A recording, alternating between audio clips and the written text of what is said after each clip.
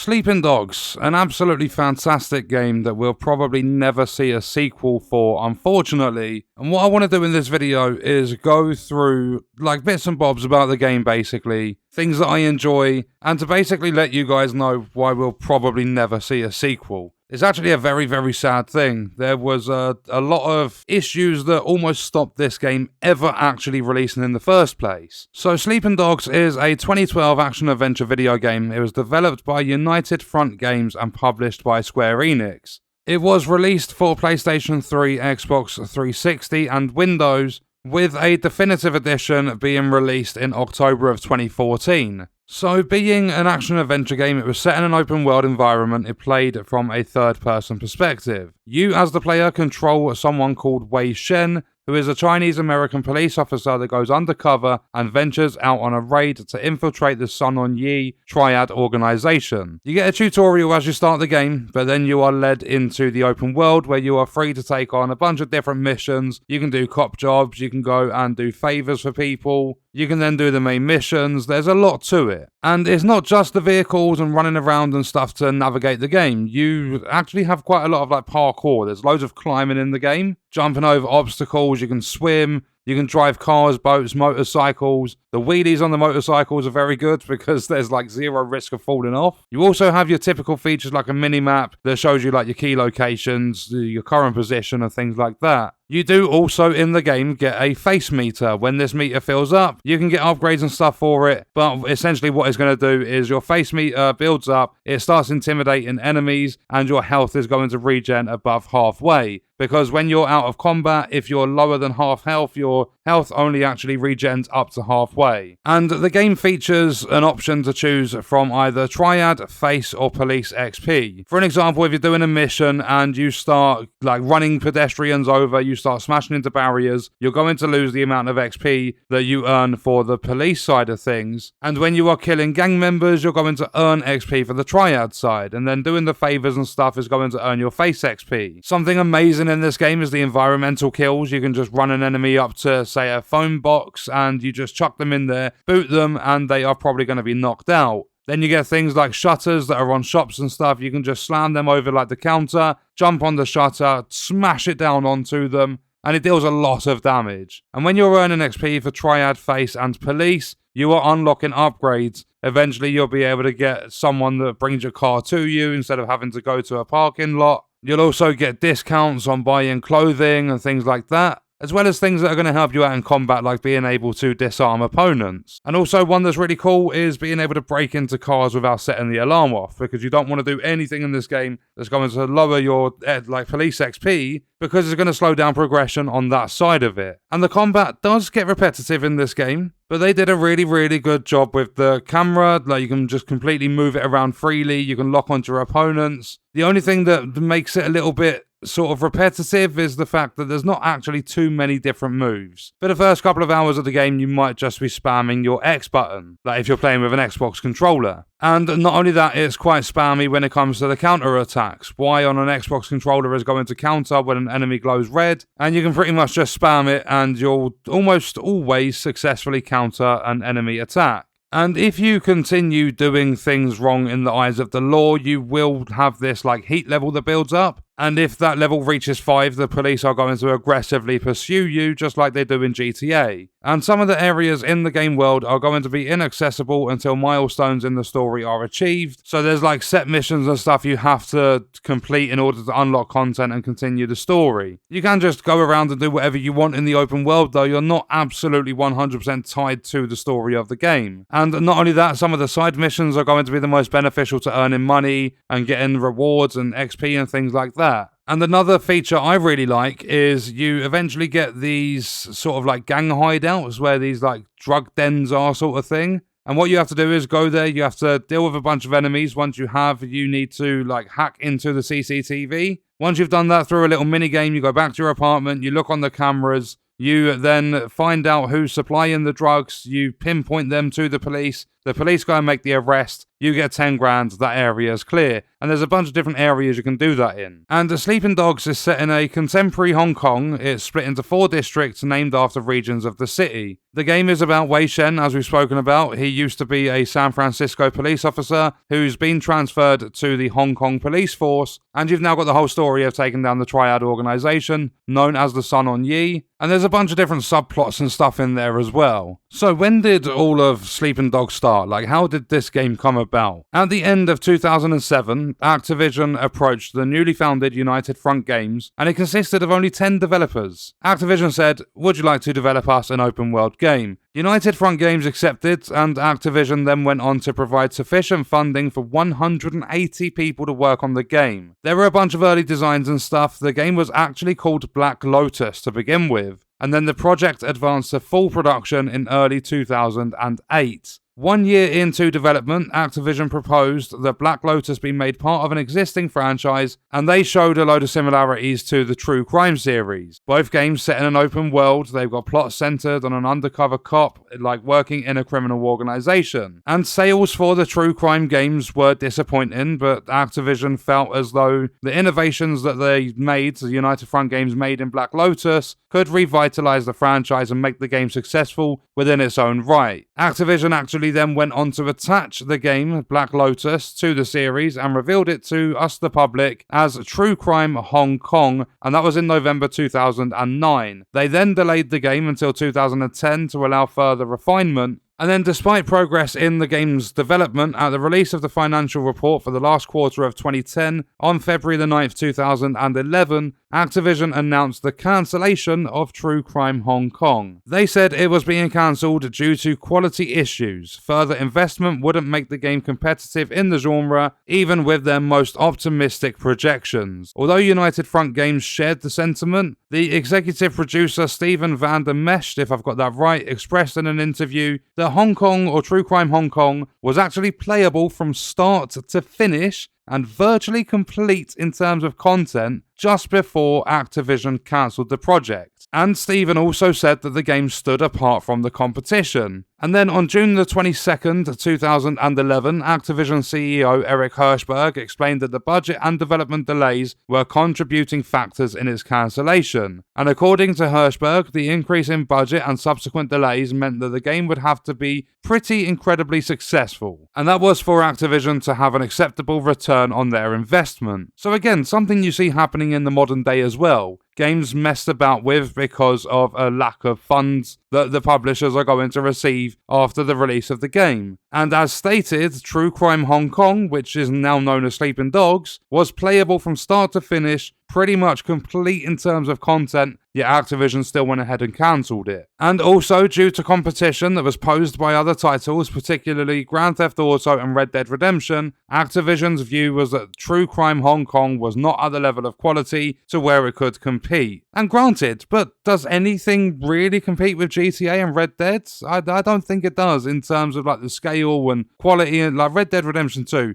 Absolutely fantastic game. And I mean, you can't really say bad about GTA 5 as being around for over a decade. I think they should have at least tried. I mean, I don't know where it would have went if we did see True Crime Hong Kong release. In a way, I'm kind of glad it went to Sleeping Dogs. But I mean, it was pretty much complete in development. I believe they should have carried on with it. But then after that, this is where some of the bits get sad. United Front Games ended up cutting 120 staff, with the company's solvency in doubt until August, when Square Enix jumped in and acquired the publishing rights to the game. However, Square Enix were a little bit tight here. They did not buy the True Crime IP, so they renamed the game to Sleeping Dogs. Square Enix London Studios general manager Lee Singleton said that he recognised the game's playability and potential. Thank fuck that someone saw the potential in the game. United Front Games president Stefan Wessels stated that he was excited to work with Square Enix London Studios. 60 people were added to the development team, and the game was then released on August the 14th, 2012. So during development of the game, the combat system was one of the key focuses, and I mean, it does stand out. It gets a little bit tedious, grindy, repetitive, kind of boring in a way when you're used to it. but you can tell it was a big focus for them when they were developing it. And the combat was actually refined using feedback from Square Enix, with references drawn from Tony Jaa's The Protector. The system was designed to emphasize multi-directional combat, strike-based gameplay, and environmental interaction. And I mean, they did a very, very good job with the environmental attacks. It started off as one big violent sandbox and it progressed to a playable demo.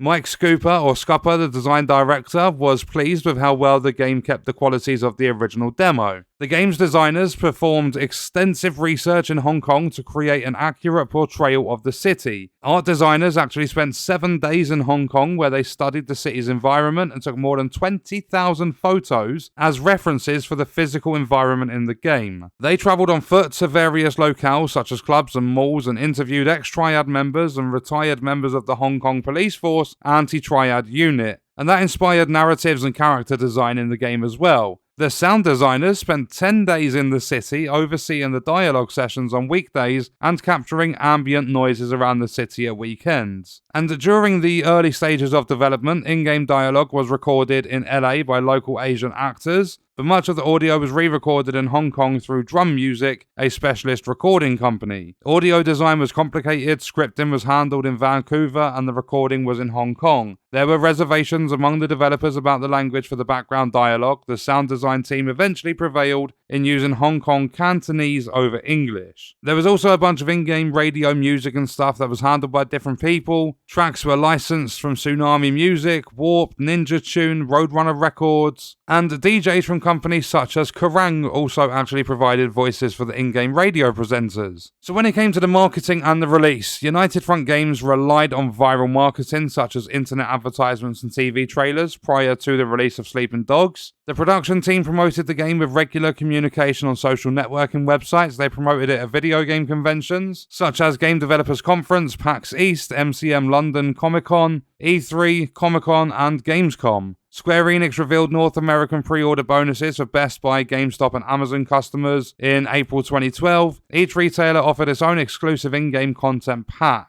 There was also a UK limited edition release that contained 2 such packs as well, and there was an Australian special edition sold through EB Games and JB Hi-Fi that included all 3 packs at no added cost. Further marketing of Sleeping Dogs was via cross-promotion on different platforms. Players who bought the game through Steam received an 8-item pack for Team Fortress 2, which was later made available for separate purchase, but they also got a Hong Kong-themed Team Fortress 2 level, Kong King. Owners of Just Cause 2 on the Xbox 360, PS3 or PC received automatic access to a Sleeping Dogs character outfit in the style of Just Cause 2 protagonist that was Rico Rodriguez. The outfit increases the player's action hijack statistics and also increases the range from which the player can perform stunt takeovers of enemy vehicles. And when they went from the standard version of the game over to Definitive, which was released on PC, PS4 and Xbox One, all 24 of the previously released DLC packs were added to the game alongside features that improved graphical resolution and gameplay, setting and audio-visual quality, and those changes were based on community feedback. So when it gets to the DLC of Sleeping Dogs, Square Enix announced 6 months of downloadable content to follow the game's release. Packs included content such as outfit items, vehicles, XP boosts. There were tasks including hidden money that was around the city for players to find. There were different races, weapons, missions. There were fighting movesets. And they released a total of 5 content packs along with various pre-order bonuses such as the Dragon Master pack that got released in November 2012. The last DLC was the Wheels of Fury Supercar expansion that got released in Feb 2013. And the first story-driven game expansion, Nightmare in North Point, was released in October 2012. Its theme was based on Chinese horror and folklore and features Chinese vampires known as the Jiangshi, if I've got that right. Then they moved on to the second story-based expansion known as Zodiac Tournament, and that was released in December 2012, so literally 2 months after the first story-driven game expansion. And expansion number 2, Zodiac Tournament, added an island to the game with fight arenas, enemies, bosses, and outfits. Then you had the third and final, which was only 3 months later, so within the space of 5 months, they released 3 story-based expansions, starting in October 2012, then the second one in December, and then the final one in March 2013, and this one was called Year of the Snake. It added 6 missions that were set after the game's story, and it also added the ability for Wei Shen to tase and arrest civilians and criminals around the game. There were additional collectibles, side missions, ownable police vehicles, and even new clothing. And when the game released, it received generally favourable reviews from critics, and the Academy of Interactive Arts and Sciences actually nominated Sleeping Dogs for Action Game of the Year and Outstanding Achievement in Story. There's a bunch of different articles from all different sites like Eurogamer, you've got IGN, there's Games Radar,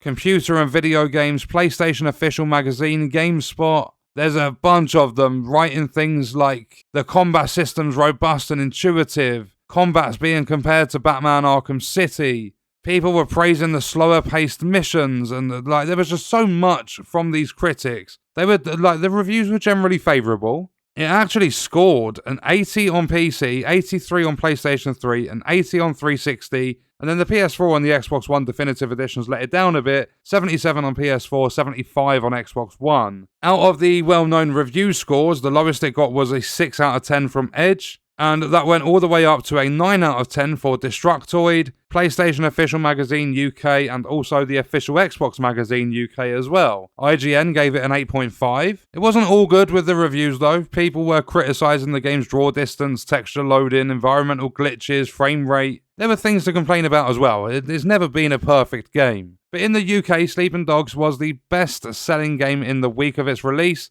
It had the 5th highest first week sales of any game that was released that year being 2012. It retained the top spot during its second week despite sales dropping by 15%. However, it did return back to the top spot after 4 weeks on sale. Sales rose by 8% despite 5 weeks in the chart, and it also defeated a brand new release being Tekken Tag Tournament 2. It was the 20th best-selling title of 2012 in the UK and the best-selling original game. It was also the 6th best-selling game in America in 2012, August 2012, selling 172,000 copies. PC sales were not even counted, and according to Square Enix, Sleeping Dogs sold 1.5 million copies by the end of September 2012. The president for Square Enix actually defended the game's sales and said that the firm might have had unreasonably high expectations for the game. He saw Sleeping Dogs as a strong new IP and said that titles such as Sleeping Dogs tend to sell better over long periods of time in the West, unlike in Japan, where most lifetime sales are achieved in the first few months. On the 26th of March 2013, Square Enix announced that the game was expected to sell about 1.75 million copies. And then it gets sad because that expectation was for 2013, and on the 10th of September 2013, the company announced that Sleeping Dogs alongside Tomb Raider and Hitman Absolution had been successful in their game development but didn't actually meet sales expectations, and they were considered by the publisher failures. So we have 3 more things to go through in this video, and we're going to start off with the film adaptation. In March 2017, a live-action film adaptation of the game was announced. It was being produced by Neil Moritz, and it had Donnie Yen, who's a fantastic actor, starring as Wei Shen. A release date for the film has still yet to be announced, so that's probably never coming out. And in February 2018, Donnie Yen stated on various social media accounts that the film was in production. However, currently being in April 2024, looking on IMDb, it still says it's pre-production, so that's probably never ever coming out. And then there was a spin-off to the game, Triad Wars, but that was cancelled. It was originally scheduled to be released in 2015. It was planned to be released as a PC online game with more MMO elements to it, and the central goal was going to be to rise to power as a criminal kingpin of the Triad underworld, and it featured the exact same map as the original Sleeping Dogs. And in October 2013, United Front Games confirmed that a game titled Triad Wars, set within Sleeping Dogs universe, was in production. The devs confirmed that it would be published by Square Enix and it would be shown to the public in 2014. It was described by the developers as something they've wanted to do for ages, but they never had the chance. However, they did then. They teased that Triad Wars would be a PC online game in 2014, September the 19th, and an announcement trailer premiered on the 22nd of September. However, going from 2014 to early 2015, the game entered its beta testing stage, and then all of a sudden, in December 2015, it was announced that the game would be shutting down. United Front Games, the developers, announced the closure on Twitter and also on the Triad Wars forums. The devs published a statement saying, "We've loved seeing how you've loved playing Triad Wars, but we know it wasn't right for many of you. So I don't think that one was received too good within the community. And I mean, nothing could have been that good for United Front Games because they were actually defunct on the 17th of October 2016, so they're not a development company anymore, which is probably why Square Enix are keeping hold of Sleeping Dogs and they're not doing anything with it. They don't have a development company that are interested in making it, or they just don't really care either because the initial sales for the game weren't too great. Because then we have the cancelled sequel. In early 2013, United Front was working on a sequel to Sleeping Dogs. The game would have picked up after the original, once again following the exploits of Wei Shen. He would have been joined by a conflicted, corrupt partner named Henry Fang as they explored China's Pearl River Delta. The player would have the ability to arrest any NPC in the world, so something similar to Watch Dogs Legion, being able to recruit anyone in the game world. But this would also influence a branching storyline that swapped between both Shen and Fang, so something you see in like GTA 5, where you can switch between Michael, Franklin and Trevor whenever you fancy. The game was said to be United Front's most ambitious game, which would have included a second screen app for mobile devices that would let you be able to interact with the world of the game, playing as Inspector Jane Teng. The player would then manage the police force and try to control territories from a mobile device. And the choices that were made in the game actually affected the gameplay in Sleeping Dogs 2. So whatever you did on your mobile phone, say you was laying in your bed, playing around, controlling more territories, that would then affect the actual gameplay in Sleeping Dogs 2. The mobile game could be played on its own with the hope of being the free-to-play game that would point players towards the console game. And then plans for the sequel were eventually scrapped in late 2013 before the project went into production. So they never even actually started production on Sleeping Dogs 2. And that was all in 2013. United Front Games were around for 3 years after. I think it would have been fantastic to have a sequel. I absolutely love Sleeping Dogs. The open world, the exploration, the missions, like the story for the game. Like Wei Shen is a really memorable character. You have the combat, you have the different side objectives, and just the way the game plays, the fancy cars, the money, the police vehicles, the outfits, giving you like bonuses to your stats and stuff. Right now in the game, I've got this SWAT uniform on that gives me 50% reduced damage from enemy attacks. There's a lot to it. It's a very, very deep game. There is so much to actually explore and do, especially with all the DLCs added into the Definitive Edition. And not only that, with the game being so old, you can always grab it on a sale. It's very, very cheap. So yeah, I'm absolutely gutted that there will probably never, ever be a sequel to Sleeping Dogs. I think if there was an announcement for one at any point from Square Enix, I would actually be buzzing. I don't often get too excited for games, but if Sleeping Dogs 2 got announced, yeah, it would be a different story. But that's just me personally, and that is the story behind Sleeping Dogs, why we will probably never see a sequel for the game. And what we are going to do is leave that video there. Let me know your thoughts and stuff about Sleeping Dogs in the comments, and I will see you guys in the next one. I hope you enjoyed it. Thank you for watching.